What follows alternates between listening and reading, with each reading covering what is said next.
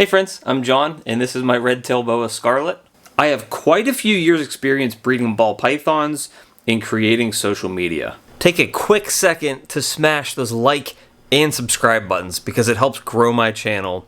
And let's see what we have going on today. Today I want to tell you guys the story of this little guy here that we'll call Tiny, maybe even Tiny Tim. Tiny here is about 5 months old, and as you can see, he's still basically the same size as a hatchling ball python. That's because for the first 5 months of his life, he refused to take food all on his own.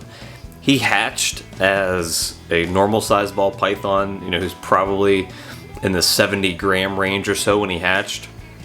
The rest of his clutch was completely healthy. It was, I think, 6 eggs.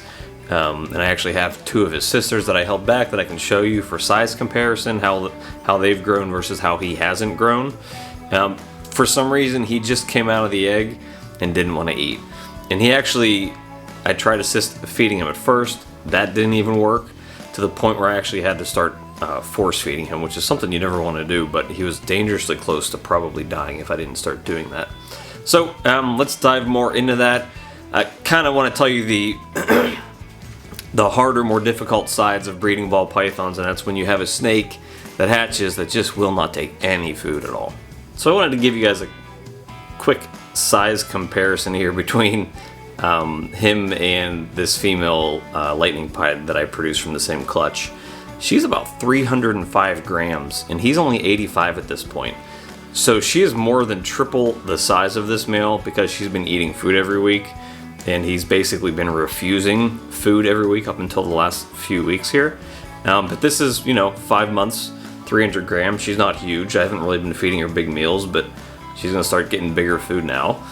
She'll start growing even more. And the size disparity will basically start getting pretty big here in a few short months because he'll still be eating tiny food and she'll be getting meals that are bigger and bigger and bigger. But I just wanted to show you kind of what happens and how quickly snakes can kind of get behind in growth if they're not eating regularly, because these snakes have only been out of their eggs for 5 months and she's already over triple the size of her clutch mate, which is this little guy here, Tiny. Now, Tiny is obviously beautiful. So the pairing that produced this guy was an OD blade pied double het clown MJ xanthic to an OD blade pied double het clown MJ xanthic. So I believe he's a super OD, possible blade, maybe even super blade, pied 66% double het clown MJ xanthic.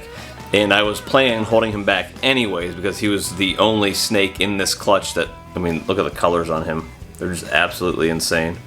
The prettiest snake that I produced in that whole clutch that wasn't the lightning pied. Because I do have his other sister, I kept 2 of them, and she's just a plain OD pied. And she looks nothing as beautiful as what he does. So once he starts shedding a little more, I'm curious to see what his colors look like. But he was going to be a holdback for me no matter what. But obviously I never would have been able to sell him anyways at the rate at which he was refusing to take food. So typically what I do with these problem snakes that aren't eating is I offer them live food for the first couple weeks.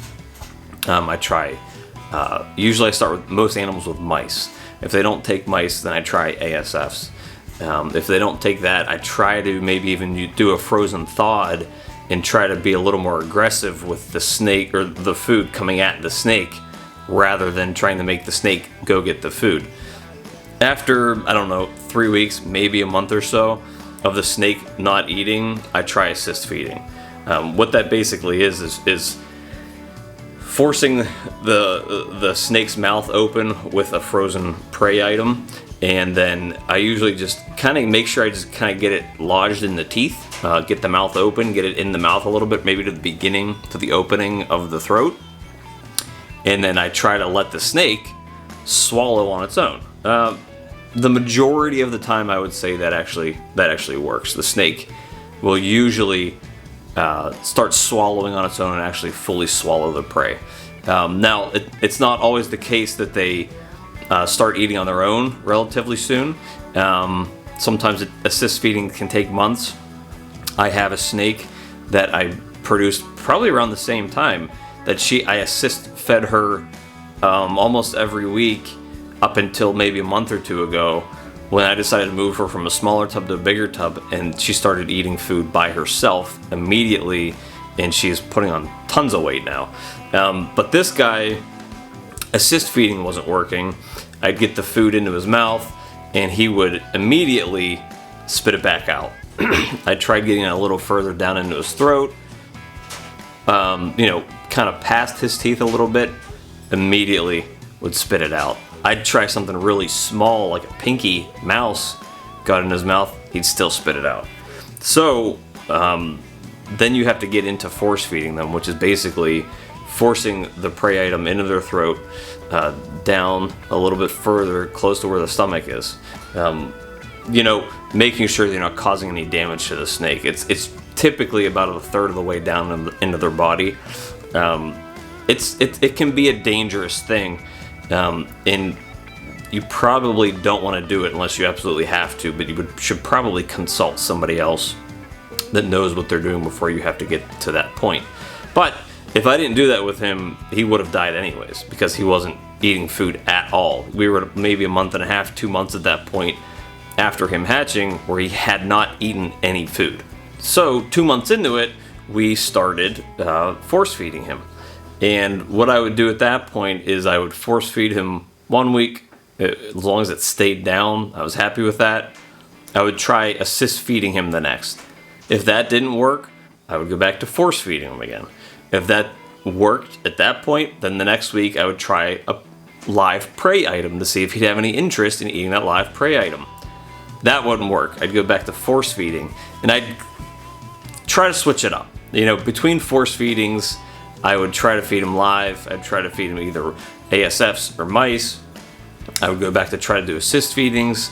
Basically nothing worked. I think through that whole entire time. I mean, now it's the middle of March now. We're after St. Patty's Day. He maybe took one assist feeding, and that was it. Other than that, just refused everything else that wasn't a force feeding.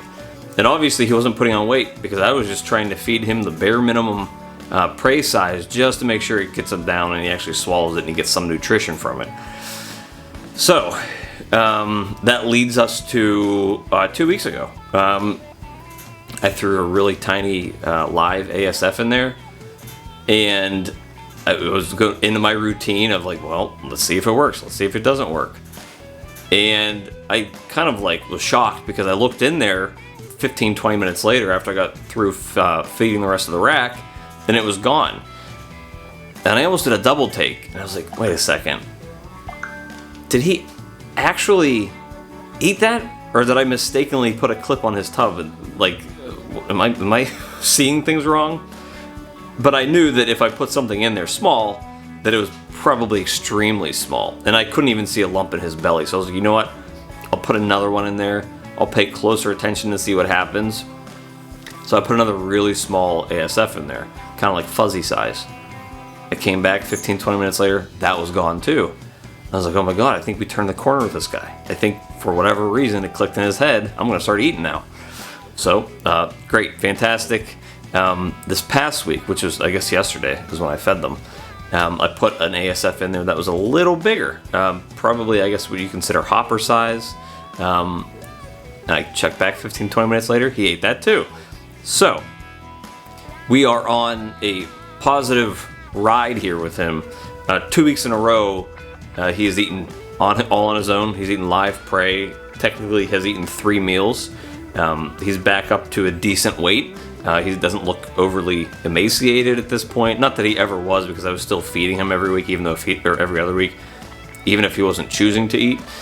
But otherwise, he's a healthy snake. He looks fantastic. He doesn't have any deformities. There's nothing. He defecates, as he needs to. He sheds okay as well too. No other issues with the snake. He just did not want to take food. So there's no way for me to explain to you why that happens. Usually it's because there's something wrong with the snake, more times than not. But sometimes you have a perfectly healthy snake, like this guy here, and he just chooses to not eat any food. So at this point, all I'm hoping is that he decides to eat food every single week to keep up with the regimen and start putting on a normal, healthy amount of weight. Because at this point, he is so small that he's smaller or roughly the same size as most of the hatchlings that come out of eggs for me. Typically, my hatchlings come out around 75, 80 grams, and like a normal size egg. And he's 85 right now. So he is still hatchling size, even though he's almost 5 months old. So I can just hope that he continues to eat all on his own. But this is sort of one of those trials and tribulations of breeding probably anything in general, but especially snakes and ball pythons specifically, because ball pythons can be picky eaters. And to me, that's probably the most negative thing, is that they can be picky. They can be pains in the butts when you're trying to get them to eat, especially if you buy an adult and they got used to eating a specific type of food. Getting them to eat something different or something available to you can be extremely hard. But this guy is a testament that it's basically just keeping going at it. If there's nothing wrong with this snake other than the fact that they're refusing food, if your husbandry's on point, if the temps are okay, humidity's okay, there's fresh water there's no RI, which obviously with a hatchling he wouldn't have an RI. It's just keeping at it, making sure that you're keeping the snake at a decently healthy weight. And now this is pertains more to hatchlings than anything else, because I really don't feed or force feed or assist feed adults or subadults. I usually try everything. I usually try different tub sizes, different substrates, different prey items, maybe even sprinkling some Da Vinci Boa, which is a video that I'm going to kind of talk about here probably later this week or next week. But with babies specifically, you do need to assist feed or force feed if it becomes bad enough, because they can't survive without eating food at all. Your older snakes have fat reserves, and they do have some weight that they can lose and still be healthy. These little guys, they need to get food in their bellies because they're too small to begin with to survive without it. So keep at it. I mean, it's hard. It's not easy with some of these babies when they're not eating. It's hard to tell you how to assist feed or force feed. I'm sure there's a lot of videos out there on how to do it, especially some of the older stuff, probably from Snake Bites or from Nerd. I bet you they have videos that show you how to do it.